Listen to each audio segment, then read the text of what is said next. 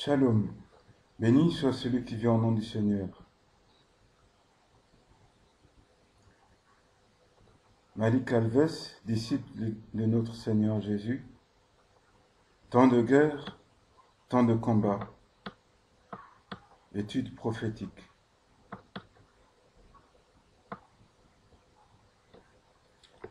Wahrheit macht frei, la vérité affranchit. J'ai choisi cette phrase en mémoire à tous ceux qui ont été exterminés lors des guerres mondiales dans ces camps d'extermination créés par Hitler et tous les autres nazis.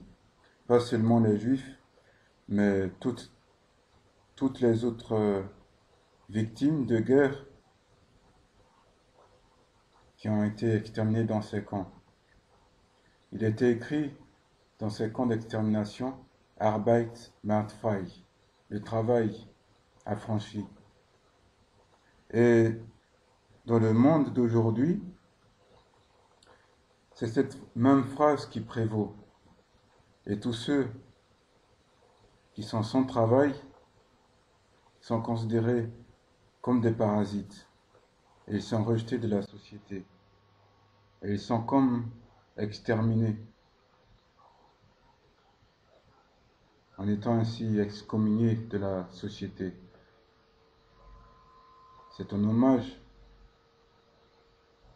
aux victimes de tous les camps d'extermination de la Seconde Guerre mondiale et toutes les victimes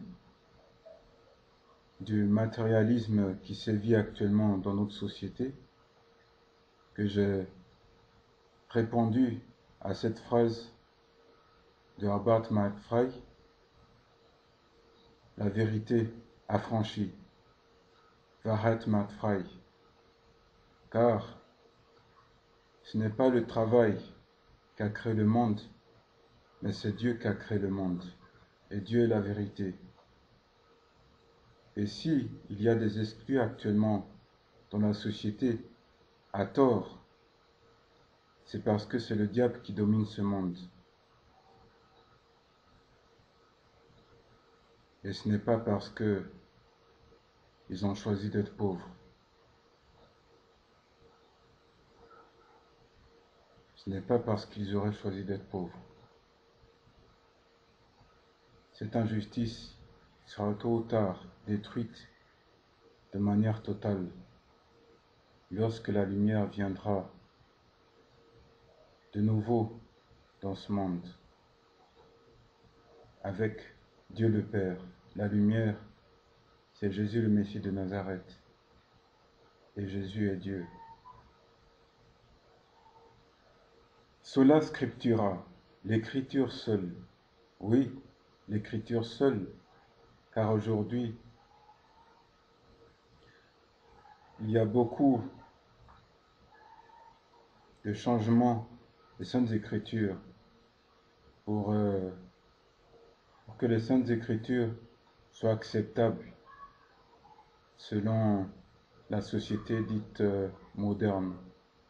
Alors, beaucoup de passages dans les Saintes Écritures sont censurés au nom de la soi-disant évolution de la société moderne par rapport à des temps soi-disant arriérés. Comme si la parole de Dieu était semblable à la parole des hommes. La perfection a-t-elle besoin d'évolution? La perfection a-t-elle besoin d'être meilleure? La parole des hommes évolue, mais la parole du Seigneur étant parfaite, une fois proclamée, l'est une fois pour toutes, pour tous les temps, pour tous les âges. Alors que tous ceux qui suppriment la parole du Seigneur en proclamant que cette parole n'était adressée qu'à des temps arriérés sont totalement dans l'erreur et qu'ils se rendent compte de leurs erreurs, car cela peut leur être fatal. L'Écriture seule, car Dans ces temps instables, on a tous besoin d'avoir un sol ferme sur lequel reposer ses pieds. Et le sol ne serait-il pas semblable au sol instable d'un tremblement de terre si toute vérité serait relative, si il n'y aurait aucune vérité absolue? Lors d'une tempête de mensonges, sous quelle vérité pourrait-on se réfugier? Sur quel sol pourrait-on reposer son pied? C'est pourquoi j'ai choisi ce sola scriptura. Et tant pis si je suis traité de fondamentaliste ou de légaliste, car ce n'est pas moi qui suis traité de la sorte. Quand je me base uniquement sur les Saintes Écritures pour affirmer des vérités absolues et éternelles, mais c'est du Seigneur que tous ces profanes se moquent, car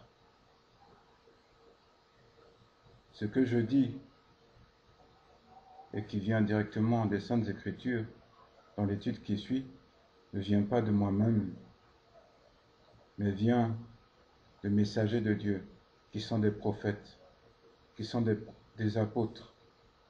Et cela ne parle pas d'eux-mêmes, mais parle par le Saint-Esprit qui remplissait leur esprit. Ce n'est pas d'eux-mêmes qu'ils affirmaient toutes ces merveilleuses paroles de sagesse, mais c'est de la part du Seigneur, parce qu'ils étaient en parfaite communion avec le Seigneur. Alors, si quiconque me traite de fondamentaliste, parce que j'ose commettre le sacrilège, entre guillemets, d'affirmer une vérité totalement censurée dans ces temps soi-disant modernes et civilisés,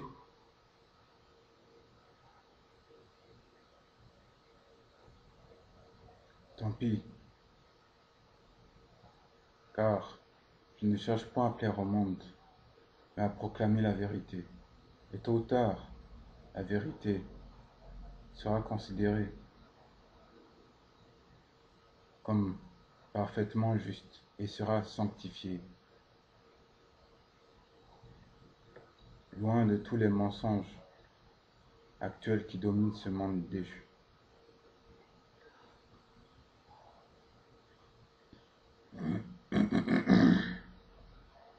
Jean 8, 32, version d'Osterwald, révision de 1881. Il est écrit: et vous connaîtrez la vérité, et la vérité vous affranchira. Je dédie ce livre, je dédie cette étude prophétique à tous ceux qui ont soif de vérité et de justice.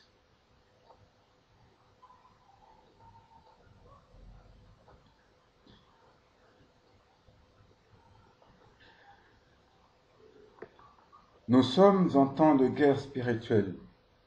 C'est la guerre de la vérité contre le mensonge. C'est la guerre de la parole de Dieu contre la parole du serpent. Cette guerre spirituelle a débuté pour l'humanité dans le jardin d'Éden. Genèse 3, 1, 5. Il y a deux camps, deux armées. 1 Jean 5, 19. Révélation 19, 19. Révélation 19, 19. 1 Corinthiens 5, 12, 13. Jean 8, 47. Il y a ceux qui défendent la vérité. Philippiens 1, 12 à 17. 1 Jean 3, 17 et 19. 1 Pierre 3, 15 à 16. Et il y a ceux qui défendent le mensonge. Ésaïe 5, 20.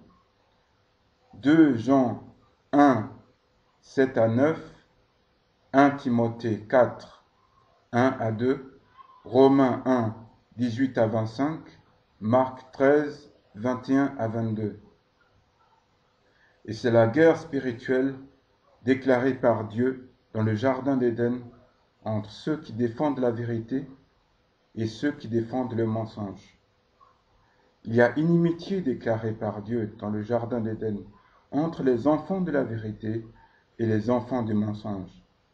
Et le chef des enfants de la vérité écrasera la tête du chef des enfants du mensonge. Genèse 3, 13 à 15.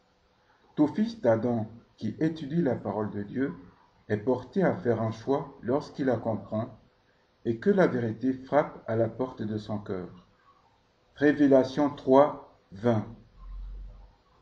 Soit ouvrir la porte de son cœur à la vérité et la laisser sanctifier tout son être jusqu'à devenir conforme à l'image de Jésus. Jean 17, 17, Romains 8, 29, et une lumière pour ce monde. Matthieu 5, 14, soit fermer la porte de son cœur à la vérité et continuer d'être corrompu par le mensonge. Jean 8, 43, 44, et d'être ainsi un esclave du péché. Jean 8, 32 à 34, et faisant partie des ténèbres qu'est ce monde. Éphésiens 6, 12, Romains 2, 19, Jean 1, 5, Actes 26, 18. Celui qui ouvre la porte de son cœur à la vérité qu'est la parole de Dieu, ouvre la porte de son cœur à Jésus lui-même. Jean 14, 6. Celui qui ouvre la porte à Jésus ferme automatiquement la porte à Satan, car Jésus est la vérité et Satan est le mensonge. Et celui qui accepte la vérité refuse automatiquement le mensonge. Celui qui ferme la porte de son cœur à la vérité qu'est la parole de Dieu, ferme la porte de son cœur à Jésus lui-même. Celui qui ferme la porte à Jésus ouvre automatiquement la porte à Satan. Matthieu 6, 24. Car celui qui refuse la vérité accepte automatiquement le mensonge. Celui en qui habite la vérité se laisse sanctifier par elle et devient conforme à l'image de Jésus, parce que l'Esprit de Jésus habite en tout fils d'Adam qui garde la vérité. Jean 14, 17, Jean 14, 23. Et la vérité, c'est la parole de Dieu. Jean 17, 17, Jean 14, 6, Révélation 19, 13. Celui en qui habite le mensonge se laisse corrompre par lui et devient conforme à l'image de Satan, parce que l'esprit de Satan habite en tout fils d'Adam qui garde le mensonge. Genèse 4, 7 à 9, 1 Jean 3, 12, 1 Jean 3, 12, Jean 12, 1 à 6, Luc 22, 3 à 5, Matthieu 26, 14 à 15, Matthieu 26, 46 à 50, Jean 6, 70, Luc 16, 10 à 14, Matthieu 23, 14, Matthieu 26, 57 à 68, Marc 15, 9 à 10, Luc 23, 20 à 24, Jean 8, 31 à 44. Et le mensonge, c'est la parole du serpent. Genèse 3, 1. Genèse 3, 4 à 5. Dieu est amour. 1 Jean 4. 1 Jean 4, 8. Mais il est aussi vérité et justice. Dieu est lumière, et il n'y a point de ténèbres en la lumière. 1 Jean 1, 5. Il n'y a aucun compromis entre Dieu et Satan, et il ne peut y en avoir aucun. Jean 14, 30. 2 Corinthiens 6, 14 à 15. 1 Jean 2, 21. 1 Jean 3, 4 à 8. Révélation 12, 17. Psaume 5, 4. Psaume 36, 1 à 5. Proverbe 24, 26. Proverbe 26, 28. Révélation 20, 10. Révélation 22, 15. Marc 3, 22 à 30. Psaume 45, 7 à 8. Révélation 2, 12 à 29. Proverbe 8, 13. Psaume 97, 10. Psaume 119, 104. Psaume 119, 163. 1 Samuel 2, 2. Ésaïe 6, 1 à 3. Révélation 4, 2 à 8. Celui qui laisse la parole de Dieu habiter en son cœur donne la possibilité merveilleuse à Dieu d'agir avec toute sa puissance dans sa vie présente. Jean 14, 10 à 14. Luc 1, 37. Car la puissance de Dieu accompagne toute parole qui sort de sa bouche. Ésaïe 55, 10, 11. 1 Corinthiens 4, 20. Luc 17, 21. Marc 9, 23. Et la puissance de Dieu est éternelle et infinie. Deutéronome 32, 39, 40. Jérémie 32, 17.